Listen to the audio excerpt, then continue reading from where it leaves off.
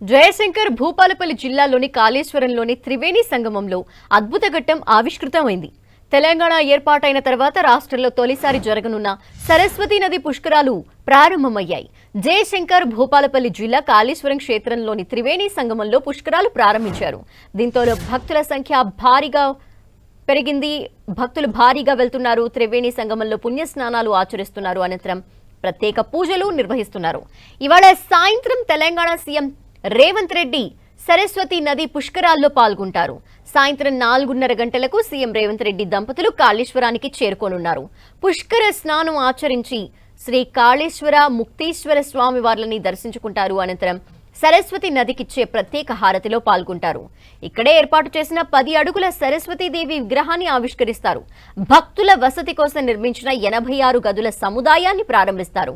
కాళేశ్వర క్షేత్రంలో నిర్వహిస్తున్న పుష్కరాల్లో పాల్గొంటున్న తొలి సీఎంగా రేవంత్ రెడ్డి పేరు నిలిచిపోనుంది. గతంలో ఇక్కడ గోదావరి, ప్రాణహిత, సరస్వతి పుష్కరాలు నిర్వహించినా ఉమ్మడి తెలంగాణ రాష్ట్రంలో ఏ ముఖ్యమంత్రి పాల్గొనలేదు.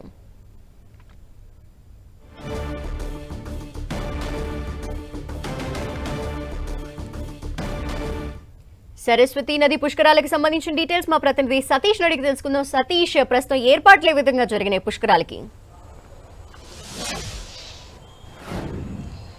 ఈ రోజు వేద పండితుల మంత్రోచ్చరణ నడుమ సరస్వతి పుష్కరాలు ప్రారంభమై ఉదయం 5:44 మాధవానంద సరస్వతి ఆధ్వర్యంలో ఈరోజు సరస్వతి పుష్కరాలను ఘనంగా ప్రారంభించడం జరిగింది. ప్రత్యేక పూజలు నిర్వహించిన అనంతరం మంత్రి శ్రీధరబాబు దంపతులతో పాటు ఇటు కాశీ నుంచి వచ్చినటువంటి దంపతులు చాలామంది వేద పండితులు సరస్వతి నదికి పూజ చేశారు. ఆ పూజ చేసిన తర్వాత పుష్కరాలను ప్రారంభించడం జరుగుతుంది. త్రివేణి సంగమం అంటే ఇక్కడ 3 నదుల ప్రవాహం కొనసాగుతుంది. గోదావరి, ప్రాణహిత నదులతో పాటు ఇటు అంతర్వాహిన సరస్వతి నది ప్రవహిస్తుంది. అందుకే ఇక్కడ సరస్వతి నది పుష్కరాలను నిర్వహించడం జరుగుతుంది. బృహస్పతి మిథున రాశిలోకి ప్రవేశించడంతో సరస్వతి పుష్కరాలు ప్రారంభమవుతాయి. సరిగా ఈరోజు అదే మిథున రాశిలోకి ప్రవేశించిన సందర్భంగా ఈరోజు సరస్వతి పుష్కరాలను నిర్వహించడం జరిగింది. ప్రతిరోజు 8:30 గంటల నుంచి మధ్యాహ్నం 1 గంట వరకు యాగాలు ఉంటాయి. అదేవిధంగా సాయంత్రం 6 గంటల తర్వాత నవరత్నమాల పూజా కార్యక్రమం, హారతి కార్యక్రమాన్ని నిర్వహించేందుకు ఏర్పాటు చేశారు. ఈ రోజు నుంచి 12 రోజుల పాటు అంటే ఈ నెల 26 వరకు ఈ సరస్వతి పుష్కరాల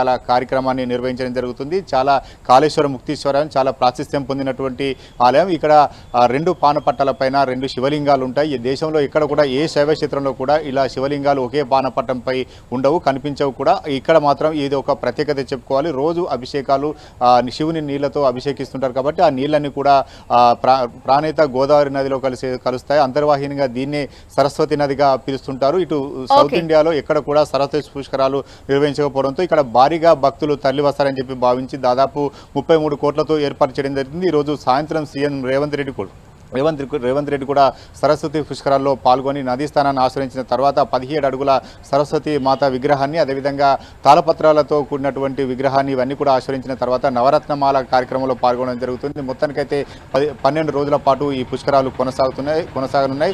దాదాపు రోజుకు 1,50,000 మంది భక్తులు ఇక్కడికి తరలివచ్చి నదీ స్థానం ఆశ్రయిస్తారని చెప్పి భావిస్తున్న నేపథ్యంలో పెద్ద ఎత్తున భక్తులు తరలివచ్చే అవకాశం ఉంది. కాబట్టి ఈ రోజు నుంచి పుష్కరాలు ప్రారంభమై పెద్ద ఎత్తున భక్తులు తరలివచ్చి నదీ స్థానాలు ఆచరించే అవకాశం ఉంది. Thank you, Satish.